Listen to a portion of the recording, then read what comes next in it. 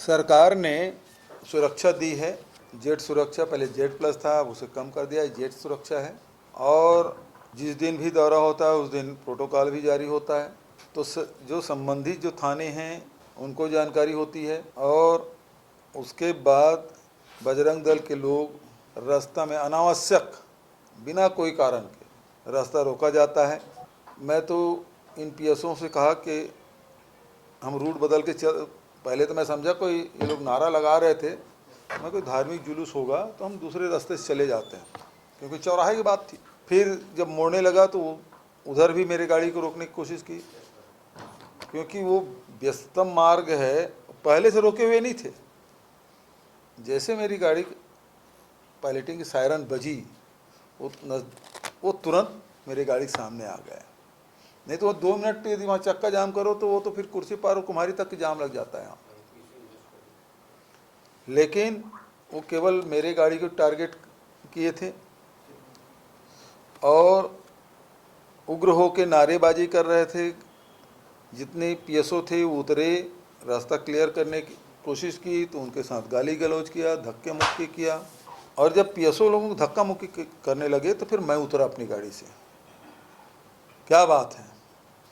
तो उन्होंने कहा आतंकी हमला हो गया, और एक लड़के का हाथ दिखाने लगे कि इस पे आतंकी हमला हुआ। तो मैंने कहा भाई थाना जाओ, सरकार तुम्हारी है, थाना तुम्हारा है, वहाँ जाओ, यहाँ क्या कर रहे हो? तो फिर भूपेश बघेल मुर्दाबाद और उसके बाद गाली गलौज सब शुरू कर दिए। तो इनका उद्देश्य मुझे बाधित करना था। और यदि हम लोगों की तरफ से थोड़ा भी, पीएसओ लोगों की तरफ से थोड़ा से भी और आगे बढ़ते, संयम से काम लिए तो बच गए। नहीं तो वहीं ये लोग जितने बुलेट प्रूफ गाड़ी थी उसके कांच को मुक्के से मार रहे थे। साधारण गाड़ी की कांच होती तो टूट भी जाता। और जब मैं गाड़ी में बैठ के आया, थोड़ी देर के लिए हटे, और जैसे मैं फिर से चौक के पास पहुंचा, फिर मेरी गाड़ी को रोक लिए और फिर अभद्र भाषा का प्रयोग करना शुरू किए। तब फिर मैं गाड़ी से उतरा। मैं बोला भाई जिसको गाली आ जाओ, जिसको गाली देना है, जिसको लड़ना है आ जाओ। तब वो पीछे हटे और फिर हमारी गाड़ी आगे निकली। दुर्भाग्य ये है कि इसके बावजूद जब सूचना दे दी कि मीडिया से मैंने बात कर ली, उसके बाद शासन की ओर से जो खबरें छपवाई गई वो ये है कि चक्का जाम में भूपेश बघेल फंसे। इस सभी में हेडलाइन था, मतलब सरकार के द्वारा प्रायोजित खबरें छपवाई गई। मतलब मेरे सुरक्षा के साथ किस प्रकार से खिलवाड़ किया जा रहा है या कि घटना को दबाने की कोशिश की जा रही है। जबकि इसी प्रदेश में हमारे प्रथम पंक्ति के नेता, कांग्रेस के नेता शहीद हो गए झीरम घाटी में। उसके बावजूद भी इस सुरक्षा को हल्के से लेना ये बेहद दुर्भाग्यजनक है। और उस पर तुर्रा एक वहाँ के जो थानेदार है वो बयान देते हैं कि भूपेश बघेल खुद गाड़ी से उतर गए थे। तो जब मेरी सुरक्षा कर्मी के साथ कोई धक्का मुक्की करे तो मैं उतरूँगा नहीं गाड़ी से। वो क्या चाहते हैं? उन पर कोई कार्रवाई नहीं की गई। एफआईआर उनको आवेदन दिया गया, प्लाटून कमांडर के द्वारा आवेदन दिया गया, एफआईआर दर्ज हुआ, कार्रवाई नहीं की गई। 48 घंटा का अल्टीमेटम दिया गया था, तब तक कोई कार्रवाई नहीं की गई। उसके बाद कल ब्लॉक कांग्रेस कमेटी की ओर से जन्माष्टमी के दिन, उसे छुट्टी का दिन था तो कार्यालय बंद था, व्हाट्सएप से उनको सूचना दी गई एसडीएम को।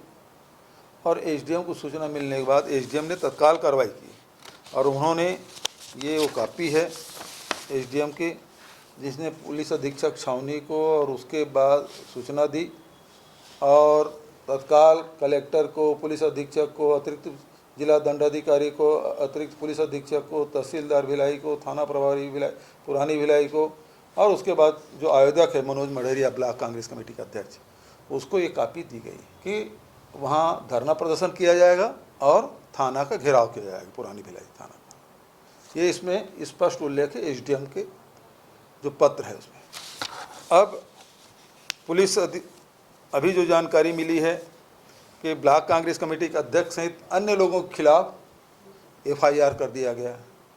आप बिना सूचना के, बिना अनुमति के आपने ये घेराव का कार्यक्रम किया, जबकि सूचना दे दी गई थी। और ये उसका आवेदन की कॉपी है जिसमें उन्होंने लिखा मनोज मढ़ेरिया का जो एसडीएम के नाम से पत्र है, और ये अनुभागीय अधिकारी का पत्र है जो संबंधित सभी अधिकारियों को सूचना दी गई। मुझे तो ये भी जानकारी कि उनको उठा के ले जा रहे हैं कुछ लोगों को।